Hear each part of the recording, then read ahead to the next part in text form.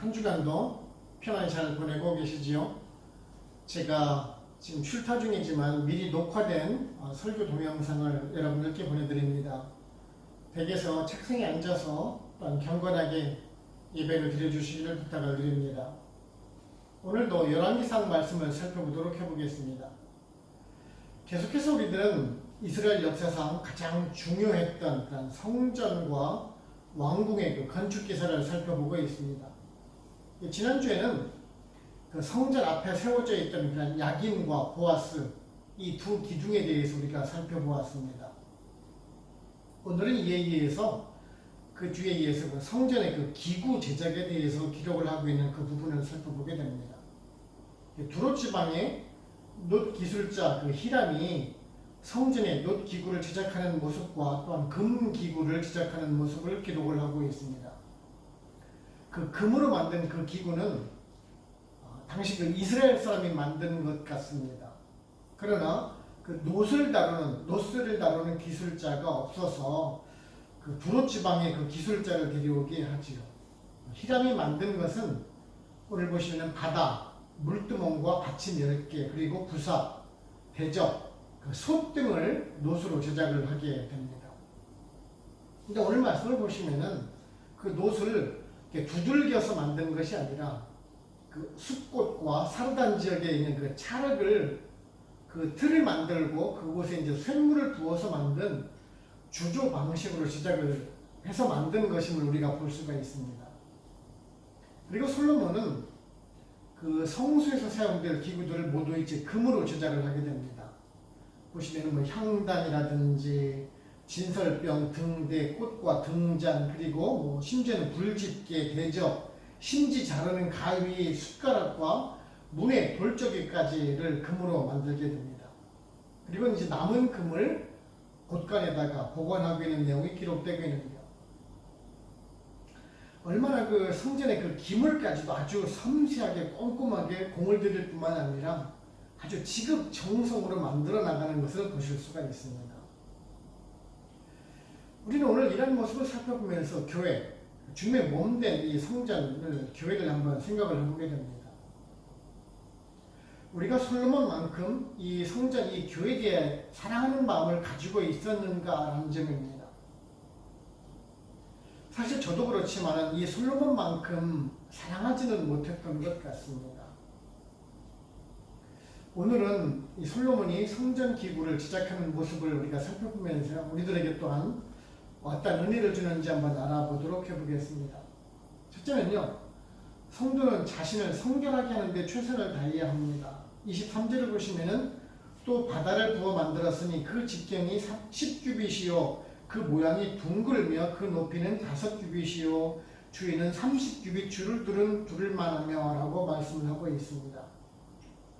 지금 그 바다라는 것을 만들었는데요. 보시게 되면 이제 그 직경이 이제 10규빗이고 높이가 5규빗, 그리고 이제 둘레가 30규빗 정도 된다라고 기록을 하고 있습니다.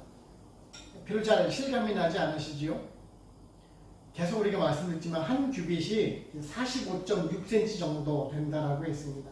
그러니까 직경이 요즘 말로 말하면 4.56m 정도, 높이가 2.28m, 그리고 둘레가 13.68m 정도 된다라는 말씀입니다.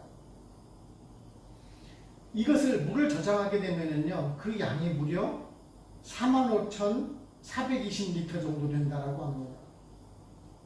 당시 상황으로 봐서는 엄청난 물을 담을 수 있는 아주 큰 그릇입니다. 아마 그래서 이름을 바다라고 지었을 것입니다. 우리가 그 물이 파도가 치는 그 바다 말입니다. 마치 그 바다의 물처럼 그 많다라는 그 의미입니다. 그런데 이 바다의 용도가 무엇이냐면요, 그 제사장들이 정결례를 행하기 위해서 자신의 몸을 씻는 용도로 사용하는 것입니다. 정말 엄청난 양의 물이고 또한 높은 곳에 있었기 때문에요, 사다리를 타고 올라가서 아마 물을 퍼내어서 사용을 했을 것입니다. 그 제사장들의 임무가 무엇입니까? 백성들의 죄를 대신 씻어내고 하나님께 용서를 구하는 그 일을 하는 사람들입니다. 그렇다면 제사장들은 하나님께 그 그 제사를 드리기 전에 먼저 자신의 몸을 씻는 일이 중요했던 것입니다. 물론 제사장들도 죄를 지을 수 있는 인물들입니다. 죄인이죠. 그렇다면 이 바다가 의미하는 바가 무엇이겠습니까? 타락한 인간은 그 인간의 죄는 스스로 씻을 수가 없다는 것을 말씀해주고 있습니다. 그리고 또한 하나님 앞에 서기 위해서는 반드시 자신의 그 몸을 씻는 행위, 즉 정결해야 한다라는 것을 말씀해주고 있다는 것입니다. 그렇다고 해서 예배를 드리고 오시기 전에 샤워를 하고 오시라 그런 말씀은 결코 아닙니다. 그만큼 자신을 돌아보면서 죄를 회개하면서 정결한 상태로 하나님 앞에 서야 한다라는 그런 말씀을 해주고 계시는 것입니다. 또한 그 바다가 의미하는 것, 그 세 번째는요, 엄청난 그 물이 온 제사장의 몸을 씻기에 충분했듯이 바다와 같이 온 세상을 덮을 수 있는 그 하나님의 은혜에 대해서 말씀을 하고 있다는 것입니다. 그렇습니다. 이 하나님의 은혜는 정말 온 세상을 덮고도 남을 만큼 아주 풍성한 은혜를 우리들에게 부어주시고 계십니다. 그 모든 죄인들의 죄를 다 씻고도 남을 만큼 은혜로우시다라는 말씀입니다. 또한 이 말씀은 예수 그리스도의 그 속죄 사역에 제한이 없다는 말씀입니다. 우리들 중에서 예수 그리스도를 믿는 그 믿음 안에서 있는 사람들 중에서 구원 못 받을 사람이 누가 있겠습니까? 민족이나 인종이나 학력이나 성별 그 모든 것을 초월해서 구원을 베푸시는 그 주님의 구원의 능력은 바다보다 넓고 또한 깊은 것입니다. 그래서 성경을 보시면은 모든 구원의 은혜의 장면을 보게 되면 모두 다 물이 나오고 있는 것이지요. 그 한센병에 걸렸던 그 문둥병이라고 하죠. 그 한센병에 걸렸던 나만 장군도 강물에 그 자신을 씻은 것처럼 그 씻은 후에야 깨끗함을 받았습니다. 우리 교회에서 행하는 우리들이 말하는 그 성례, 그 세례를 베풀 때 물에 잠긴 후에 나오는 그런 침례의식이나 또한 물을 뿌리는 그런 세례의식이 무엇을 의미를 하고 있습니까? 주님과 함께 장사되었다가 부활함을 예표하고 또 우리들의 그 죄를 씻어내는 것을 말씀하고 있지 않습니까? 그렇습니다. 주님은 우리의 죄를 씻어낼 수 있는 그 성결함을 요구하고 계시다는 것이지요. 하나님 앞에 나아가기 위해서는 그 레위인들처럼 바다에서 자신의 몸을 씻듯이 우리들도 자신의 죄를 회개하고 다시는 그 죄의 길에 발을 담그지 않겠다라는 각오와 함께 죄를 씻어낼 수 있어야 한다는 것입니다. 이러한 성결함을 가지고 나아갈 때 나만 장군이 죄 씻음 그 깨끗함을 받았듯이 우리들도 새로운 생명과 깨끗함의 축복을 받을 것입니다. 그래서 우리 성도들의 일상 정말 모든 것이 다 중요한 것입니다. 우리들의 그런 성결한 모습을 보면서 예수 그리스도를 연상시킬 수가 있어야 합니다. 아직도 죄 가운데 살아가는 그 사람들이 우리 성도님들의 그런 깨끗함을 보고 자신의 죄를 뉘우칠 정도로 깨끗함을 유지해야 한다는 것이죠. 에베소서 2장 7절에서요. 이는 그리스도 예수 안에서 우리에게 자비하심으로써 그 은혜의 지극히 풍성함을 오는 여러 세대에 나타내려 하십니다 라는 그 말씀 우리 모두 다 기억하시고요. 정말 바다처럼 풍성히 부어주시는 그 주님의 은혜를 우리가 생각해 가면서 우리들도 그런 순결한 은혜의 강물이 흘러 넘칠 수 있는 저희 여러분들 되시기를 바랍니다. 둘째는 여기 성도는 성경의 말씀에 비추어서 자신을 또한 경계해야 합니다. 38절을 보시면은 또 물두멍 12개를 노수로 만들었는데 물두멍마다 각각 40밭을 담게 하였으며 매 물두멍의 집게는 4규빗이라 10받침 수레 위에 각각 물두멍이 하나씩이더라 라고 말씀을 하고 있습니다. 조금 전에 이제 그 바다에 대해서 말씀드렸습니다. 바다는 제사장들이 그 정결례를 행하기 위해서 그 자신의 몸을 씻는 것이다 라고 했습니다. 그리고 이 바다를 받치고 있는 그 12마리의 소는 이스라엘의 12지파를 의미를 합니다. 충직한 소처럼 그 12지파의 헌신 위에 세워진 그 성전을 지금 의미를 하고 있는 것입니다. 그리고 이제 그 물두멍에 대해서 그 말씀을 하고 있지. 물두멍의 그 직경이 4규빗이다라고 얘기를 말씀을 합니다. 그러니까 즉 이 물두멍은 약 한 1.8m 정도의 직경을 가지고 있다는 말씀입니다. 물을 담을 수 있는 양이 40밭이라고 말씀을 하고 있습니다. 이 정도라면 대략 한 910리터 정도의 물을 담을 수 있다고 합니다. 우리가 흔히 볼 수 있는 기름을 담는 그 드럼통이 약 200리터 정도 들어갑니다. 그러니까 그 드럼통으로 4개 반 정도 불 수 있는 양입니다. 그래서 무거워서 바퀴를 달아서 움직일 수 있도록 했고요. 성전 좌우에 5개씩 총 10개를 두었다라고 말씀을 하고 있습니다. 이 물두멍의 용도는요, 이제 백성들이 제사를 드릴 때 그 제물을 씻는 용도로 사용을 하는 것이 바로 이 물두멍입니다. 그런데요, 그 45절을 보시게 되면은 이 물두멍이 물도 깨끗했고 또한 빛이 나서 자신을 비춰볼 수가 있었다는 정도라고, 아주 깨끗한 상태라고 기록을 하고 있습니다. 또한 그 출애굽기 38장 8절을 보시게 되면요, 이런 말씀이 있습니다. 그가 노스로 물두멍을 만들고 그 받침도 노스로 하였으니 곧 회막문에서 수종드는 여인들의 거울로 만들었더라 라고 말씀하고 있습니다. 이 말씀은요, 지금 여인들이 그 거울이 흔치 않은 시대다 보니까 그 물두멍을 향해서 거울처럼 사용을 했다는 말씀입니다. 제사장은 물론이고 제사를 드리러 온 백성들이 그 물두멍을 보면서 지금 그 자신의 옷차림새를 돌아보고 비추어서 보면서 그것이 온전한지를 살폈다는 말씀입니다. 당시 그 거울이 흔치 않았던 그 사람들은 이처럼 물에 비친 자신의 모습이나 물두멍에서 빛이 날 정도로 반사되는 것을 보면서 자신을 살폈다라는 말입니다. 이런 것을 보면서 우리들의 그 거울에 대해서 한번 생각을 해보게 됩니다.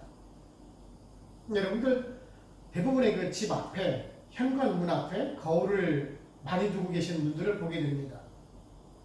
그리고 또한 여자분들은 대부분 그 화장대 앞에다 거울을 두고 계시고 그런 것을 통해서 자신을 이렇게 살펴보곤 하지요. 외출 전후에 자신의 모습을 살펴보면서 흐트러진 자신의 모습을 점검하는 것입니다. 그런데 사실 우리들의 그런 외모에 대해서는 그렇게 신경을 쓰면서요, 그 반면에 자신의 그 내면, 그 영혼에 대해서 관심을 많이 가지는지는 모르겠습니다. 자신에게 얼마나 많은 죄성이 남아있는지, 오늘 하루는 내가 얼마나 많은 잘못을 했는지, 또한 남에게 상처를 준 적은 없는지 한번 돌아보냐라는 것입니다. 물론 저도 그렇지만 많은 사람들은 그 일기를 쓰면서 돌아보는 시간을 가지는 사람들은 그리 많지 않은 것을 보게 됩니다. 주일 교회에서도 마찬가지입니다. 일주일간의 그 생활 속에서 그 죄의 용서를 구하는 기도는 우리가 쉽게 듣습니다. 그런데 문제는 일주일 하루밖에 없다는 점입니다.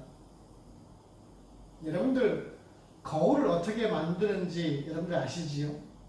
유리 한쪽 면에다가 수은을 바르고 그 연단을 칠하는 것이 바로 그 거울 아닙니까? 아주 단순한 원리로 만들어지는 것이 그 거울입니다. 그냥 유리 거울입니다. 우리들의 외모를 반사시켜서 보여주는 것에 불과합니다. 그런데요, 그 거울을 봄으로 인해서 나의 외모를 점검하는 그 역할을 해주지 않습니까? 그렇다면 우리의 성도들의 그 내면을 비추는 것이 무엇이 있을까요? 그렇습니다. 성경입니다. 하나님의 말씀입니다. 그 하나님의 말씀이 우리를 스스로 돌아보게 만든다라는 점입니다.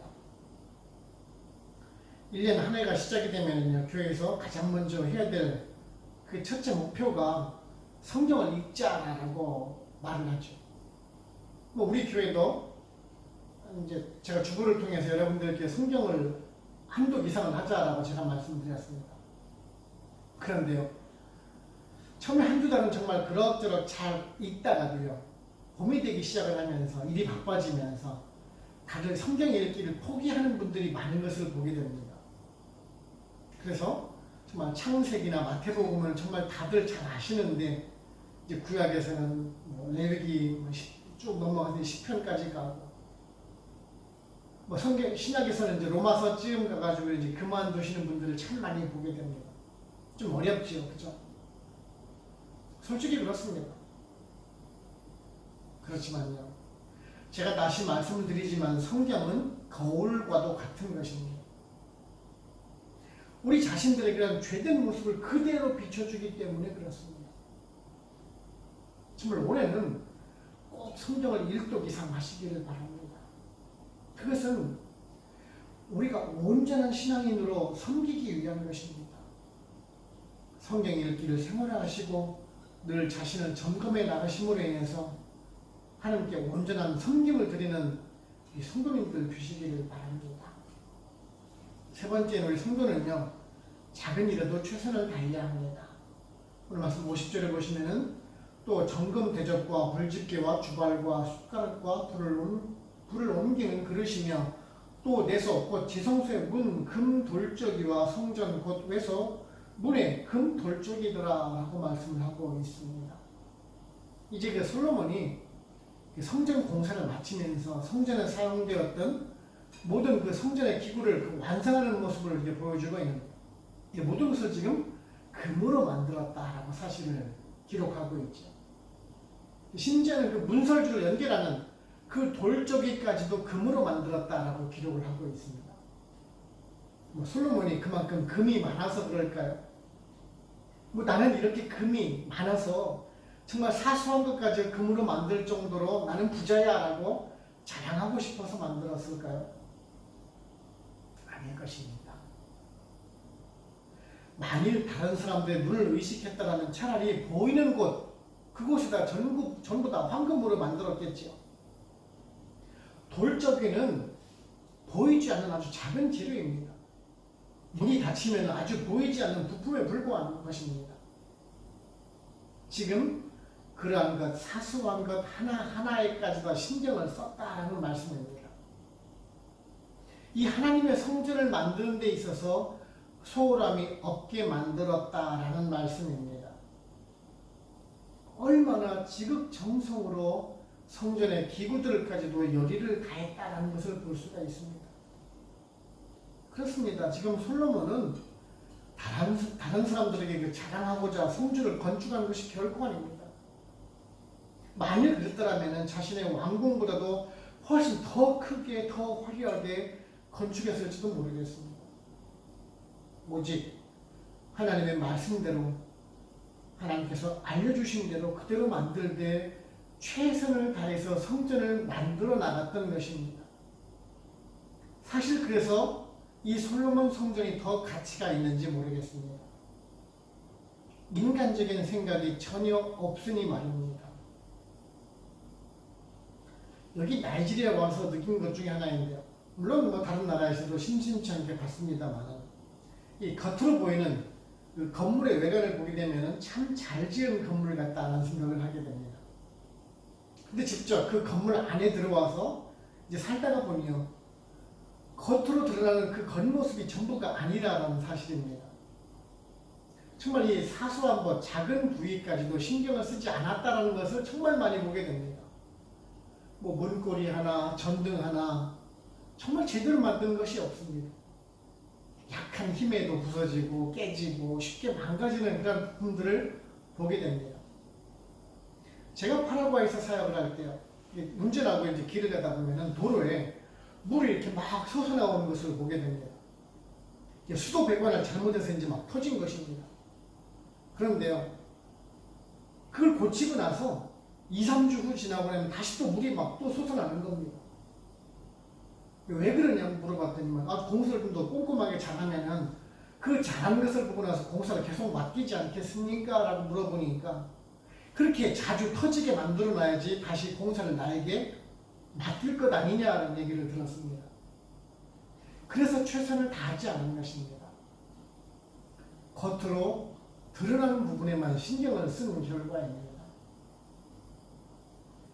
이런 것을 보면서 우리들의 그 신앙도 한번 생각을 해보게 됩니다. 우리가 올 한 해 벌써 첫 달, 벌써 세 번째 주를 지나고 있는데 한국에 작심삼일이라는 말이 있습니다. 처음에 계획은 아주 거창하게 세웠지만은 3일을 채 넘기지 못한다라는 그런 말씀이죠. 혹 우리들의 신앙도 그런 모습을 보이지 않을까 걱정을 해보게 됩니다. 이건 나이지가 있으면서 정말 이 사람들과 같아지지 않을까 두려워지는 것입니다. 저도요, 사실 제가 다른 지역에서 살아갈 때보다 이곳에서 영성훈련을 게을리한 것이 사실입니다. 그런 양적으로 기도 시간은 늘고 책 보는 시간도 늘었지만은 질적으로 늘지 않았다는 것을 또한 제 스스로 느끼곤 합니다. 누가복음 16장 10절에서요. 지극히 작은 것에 충성된 자는 큰 것에도 충성되고 지극히 작은 것에 불의한 자는 큰 것에도 불의하니라 라는 그런 말씀을 우리가 보게 되는데요. 그렇게 될까봐 두려운 것입니다. 우리 성도들은 그렇게 많지는 않습니다. 적은 인원으로 다 해야 됩니다. 정말 그러다 보니 우리가 나태해질 수도 있고 게을러서 최선을 다하지 않을 수도 있습니다. 누가 대신 해주어도 많이 하지 않아도 된다라고 생각할까 그런 걱정이 되는 것도 사실입니다. 하나님께서는 우리들에게 큰 것을 요구하지는 않으십니다.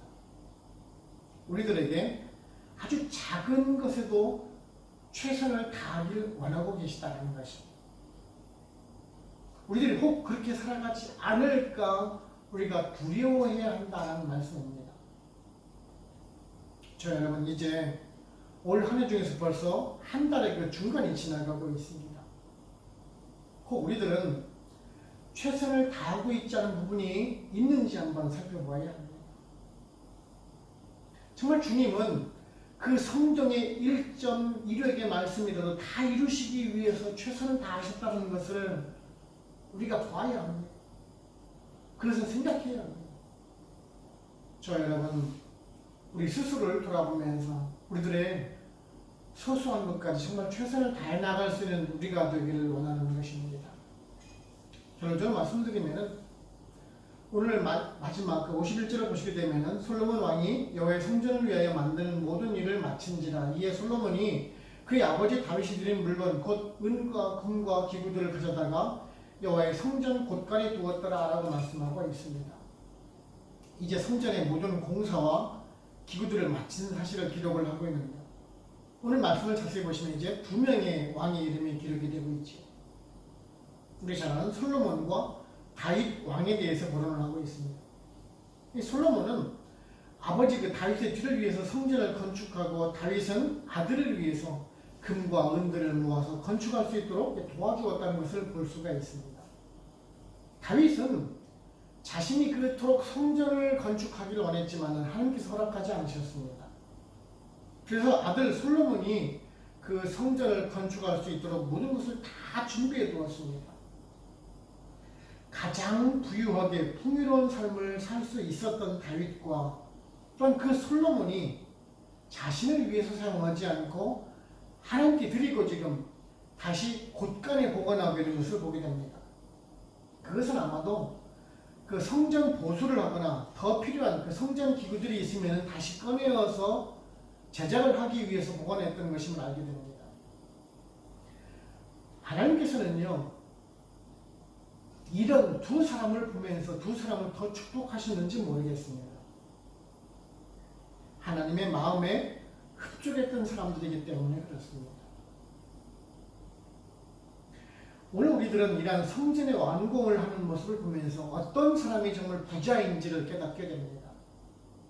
많은 사람들은 많이 소유하는 것을 보게 되면 부러워하죠. 많이 가지고 있는 것을 부러워한다는 것이죠. 그런데요, 많이 가지고 있는 것이 부러운 것인지 아니면 정말 잘 쓰고 있는 것이 부러운 것인지는 우리는 깨달을 필요가 있다는 점입니다. 많은 사람들은 많은 소유를 가지고 있으려고 합니다. 그래서 욕심을 내어서 일을 하기도 하고 탐욕을 부리는지도 모르겠습니다. 그런데요, 정말 열심히 일해서 정말 많이 모았는데 정작 쓰지도 못하고 하늘나라에 가게 된다면 우리는 그들을 보면서 어떤 생각이 드십니까? 그죠? 그 사람이 안타깝다라고 생각들지는 않습니까? 그렇죠? 자신을 위해서 쓰지 못하고 미래도 준비를 하지 않았다는 것이죠. 성도인 우리들도 마찬가지입니다. 우리가 주님을 위해서 살아가는 성도라고 하지만 우리들은 무엇을 쌓아놓고 살아가고 계시는지요? 우리가 하나님의 지식을 쌓아두고 살아가십니까? 아니면 열심, 그 헌신의 마음만 그냥 넣어두고 쌓아만 가고 있는 것은 아닌지? 하나님께서는 올해 우리들에게 아주 동일한 시간을 주셨습니다. 동일한 은혜를 한없이 부어주고 계십니다. 혹 우리들은 그 하나님의 축복의 은혜를 쌓아두고만 계시진 않습니까? 주님의 역사를 이루어 나갈 곳에 그 사용되고 싶진 않습니까? 그 금은 보화를 다시 성전 보수를 위해서 저장했던 그 솔로몬의 마음을 지금 닮아가기를 원합니다. 이제 여러분의 헌신과 열심을 또한 보여주시기 바랍니다. 그 저장해 두신 그 능력을 주님을 위해서 쓰시기 바랍니다. 주님의 역사를 위해서 헌신하며 축복의 역사를 감당할 준비를 하시기 바랍니다. 저 여러분, 올 한 해 주님의 그 귀한 쓰임을 통해서 하늘나라가 확장되고 주님의 귀한 그릇이 되어서 정말 선한 일에 충성을 다해 나갈 수 있는 우리 모두가 되기를 주님의 이름으로 축원을 합니다. 아멘. 기도하겠습니다. 하나님 아버지 감사합니다. 오늘도 저들에게 성경의 말씀을 통해서 교훈해 주시니 감사를 드립니다. 우리가 새해를 보내면서 벌써 세 번째 주를 보내게 됩니다. 오늘 그 솔로몬이 그 성전의 기구들 제작되는 모습을 살펴보면서 정말 솔로몬이 그 성전을 향한 그 사랑의 마음과 또한 정성을 우리가 느낄 수가 있었습니다. 이런 모습을 보면서 정말 우리들의 성전, 그 교회에 대해서 얼마나 애정을 가지고 있는지 한번 되돌아보게 됩니다. 혹 우리들의 가정이나 그런 사업체에 대해서 더 큰 신경을 쓰고 애정을 가지고 있지 않은지 한번 되돌아보게 됩니다. 우리가 드리고 남은 그런 여분의 시간과 힘을 가지고 있는 그것만 우리가 주님께 드리지 않는지 한번 되돌아보기 원합니다. 정말 올 한 해 한 기도들에게 동일한 시간을 주셨는데 이 시간을 잘 활용을 하는 우리가 되길 원합니다. 정말 우리가 하나님의 말씀을 가까이 하며 기도로 주님과 만남의 교제를 가지면서 주님의 몸된 교회에 헌신과 섬김을 통해서 바르게 섬기고 세워나가기를 소원합니다. 정말 부족한 우리를 주님의 역사를 이루는 그 도구로 사용해 주시기를 또한 소원을 합니다. 오늘도 저희들에게 귀한 말씀을 통해서 교훈을 주심에 감사하옵고 예수님의 이름으로 기도드립니다. 아멘. 축도를 마칩니다. 지금은 우리를 죄에서 구원하시는 예수 그리스도의 은혜와 하나님 아버지의 크고 크신 사랑하심과 성령님의 인도하시고 보호하시고 역사하시고 우리와 같이 교통하심이 베델 한인교회 모든 성도님들과 그들의 가정과 직장, 사업체 그리고 선교지와 베델 교회 위에 지금으로부터 영원토록 함께 하시기를 간절히 축원하옵나이다.